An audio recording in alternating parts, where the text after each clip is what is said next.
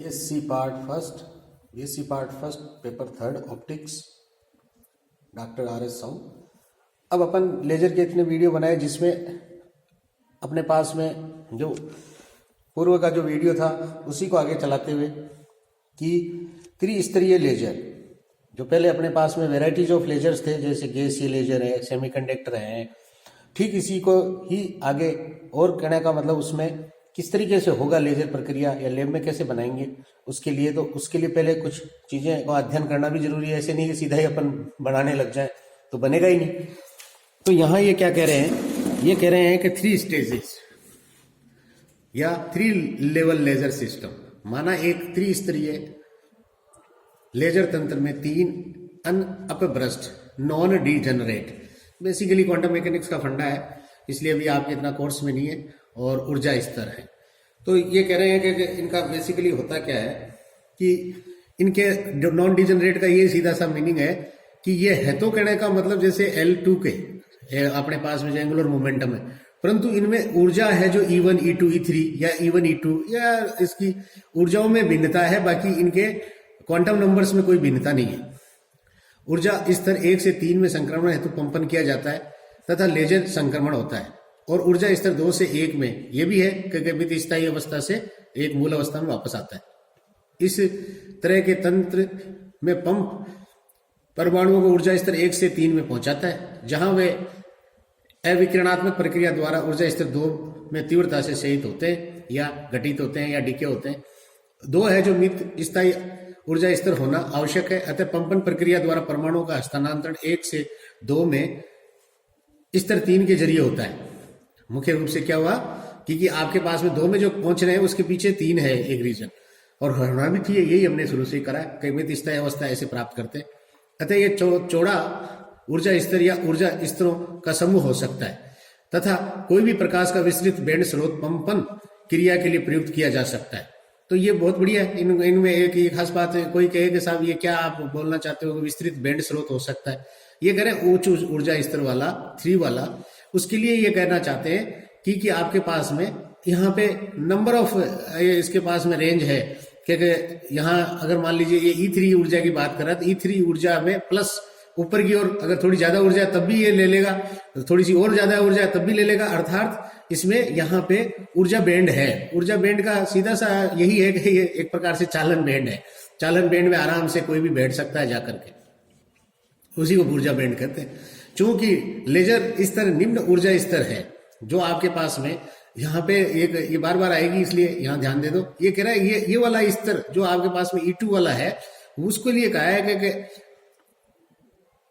हाँ E3 वाले के लिए ये कह रहे हैं कि आपके पास में ये निम्न ऊर्जा स्तर है, और इसके करस्पॉन्डिंग इसलिए इसको निम्न शब्द ये कहा है कि ये ऊर्जा बैंड के रूप में है या होता है जिन पदार्थों में। और फिर क्या है कि आपके पास में अतः ऊर्जा स्तर 2 और 1 के मध्य समष्टि उत्क्रमण प्राप्त करने हेतु ऊर्जा स्तर 1 में स्थित परमाणुओं के लगभग 50% से अधिक परमाणुओं को ऊर्जा स्तर 2 में पहुंचना होता है। अर्थात कुल मिला के 3 से आप 2 में आओगे तो 1 से 2 में पहुंचने के लिए कहना चाहता है 50% आए तो ही आपके पास में लेजर प्रक्रिया या पंपन द्वारा यहाँ पे आपने इसको यहाँ तक लिया है। फिर आप इस 2 और 1 के मध्य वाला एक फोटोन यहाँ डालेंगे, उसके डालेंगे तो आपके पास में कला संबद्ध 2 फोटोन या नंबर ऑफ फोटोन की बढ़ोतरी या तीव्रता में वृद्धि मिलेगी। ये त्रिस्तरीय लेजर स्कीम जो आपके ऊर्जा स्तरों पे बताई गई है। चतुर्थ स्तरीय या 4 लेवल लेजर सिस्टम, इस प्रकार के लेजर में तंत्र के 4 ऊर्जा स्तर होंगे, और स्तर 1 मूल ऊर्जा स्तर होगा और 2 उच्च ऊर्जा स्तर 2, 3 व 4 उत्तेजित ऊर्जा स्तर होते हैं। ऊर्जा स्तर 1 में स्थित परमाणुओं को पंपन द्वारा उत्तेजित कर स्तर 4 में संक्रमण कराया जाता है। देख लिए सीधा फटाक से, चित्र को देखते काफी बातें समझ में आ जाएगी। जहां वे अविकिरणात्मक, कुल मिला के हीट वाली प्रॉब्लम है कि भाई हीट हो जाएगी, प्रक्रिया द्वारा स्तर 3 में क्षयित हो जाता है। और फिर क्या कहना चाहते हैं कि स्तर 3 एक है जो मित स्थायी स्तर होता है जिसका जीवन काल करीब है, जो वहां हमने एक बात करी थी कि 1 सेकंड के आसपास, ये मिली सेकंड है। ये स्तर उच्च लेजर स्तर है। तो यहाँ देखिए ये 2 नंबर है जिसको निम्न ऊर्जा स्तर का नाम दिया है, और यहाँ ये ऊर्जा स्तर है जो उच्च ऊर्जा स्तर का नाम दिया है। ये मतलब घटनाक्रम, मैंने जो 3 वर्ड बोला था उस 3 के साथ में आपको क्या करना है कि उसके साथ में जो 3 का मतलब 2 ही है बेसिकली, यहां से यहां तक का ही, और ये हो गया निम्न ऊर्जा स्तर, क्योंकि ऊर्जा बैंड वाला। और यहां हो गया तो आपके पास में 4 से 3 के लिए, तो ये आपके पास में उच्च ऊर्जा स्तर है, क्योंकि 4 वाला है ये। तो ये कह रहे निम्न जो आपके पास में लेजर स्तर अर्थात 2 नंबर वाला, ये देख लीजिए वो क्यों बातें आ रही है, तो का जीवन काल अति अल्प होना चाहिए। इसका इसलिए होना चाहिए ताकि 3 से 2 में संक्रमण परमाणु यहां से 1 में, ये स्तर 1 में तुरंत सहित होना चाहिए। इसका जीवन काल इसलिए कम किया है, इसका जीवन काल इसलिए कम किया है कि देखिए ये लाइन जो इन्होंने ड्रॉ की है, या अपन खुद भी समझते हैं कि ये भागीदारिता तो करता नहीं है। तो ये कह रहे हैं कि ये परमाणु यहाँ उत्तेजित अवस्था में यहाँ स्थित है, वो अपना क्या करे, वापस ओरिजिनल मूल अवस्था में आ जाए, वापस ये आपके पास में 4 नंबर में जाना चाहिए। तो ये कह रहा है कि फिर स्थिर 4 में पंपित हो। तो incoming atoms of A level 3 relax down immediately from level 2 to level 1 ready for being pumped for the 4। अब आपके पास में क्या होगा, यदि ऊर्जा स्थिर 2 से 1 में संक्रमण की प्रायिकता बेसिकली क्या है, 2 से 3 की, यानी कि आपके पास में ये कहना चाहता है कि भाई ये जो घटना घट रही है कि आप क्या कर रहे हो, सबसे पहले 2 से 1 वाली, सॉरी ये लाइन नहीं, 2 से 1 वाली, इसकी प्रायिकता ज्यादा फास्ट होनी चाहिए बजाय किसके, इसके ऊपर वाले के, यानी कि 2 और 3 के।